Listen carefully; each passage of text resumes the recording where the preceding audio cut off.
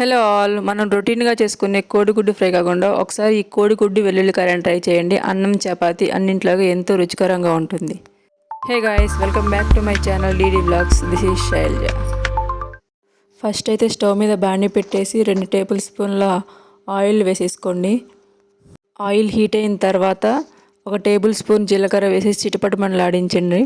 తర్వాత జీలకర్రని ఒక 2 నిమిషాలు అలా వేగించిన తర్వాత మనం ముందుగా కట్ చేసి పెట్టుకున్న ఉల్లిపాయ ముక్కల్ని, అదేవిధంగా పచ్చిమిర్చి ముక్కల్ని, 2 రెమ్మల కరివేపాకుని వేసుకొని ఒకసారి కలుపుకోవాలి.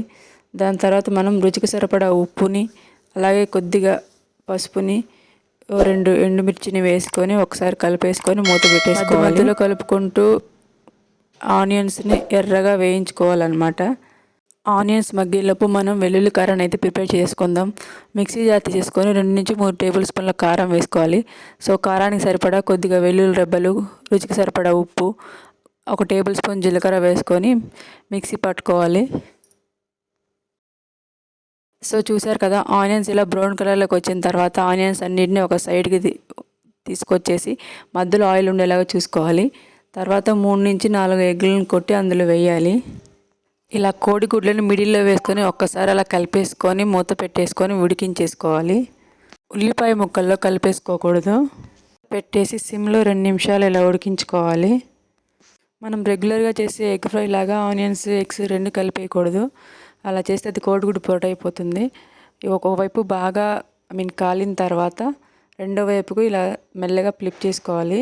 సో అలాగే నెక్స్ట్ ఉన్న ఎగ్ జ్యూసీని మొత్తం అలాగే కదపకుండా మనం ఇట్లా బాగా వేగనివ్వాలన్నమాట.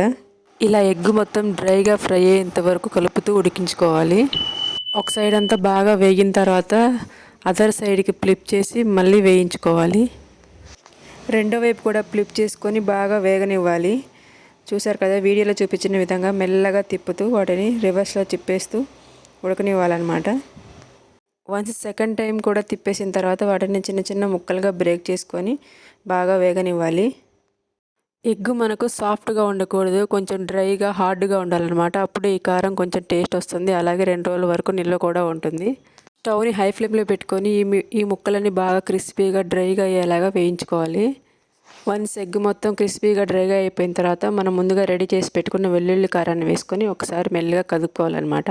మనం బ్రేక్ చేసుకున్న ఎగ్ ముక్కలు అనేవి చితకకుండా మెల్లగా కదుపుకోవాలి.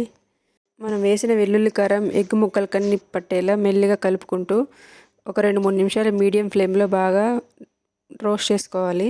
ఫైనల్గా మనకైతే కోడిగుడ్డు వెల్లిపాయ కారం రెడీ అయిపోయింది. అన్నం, చపాతి వీటిల్లోకి ఎంతో అద్భుతంగా ఉంటుందన్నమాట. మేము కూడా ట్రై చేసాం. మీరు కూడా ఒకసారి ట్రై చేసి ఎలా వచ్చిందో కామెంట్ చేయండి.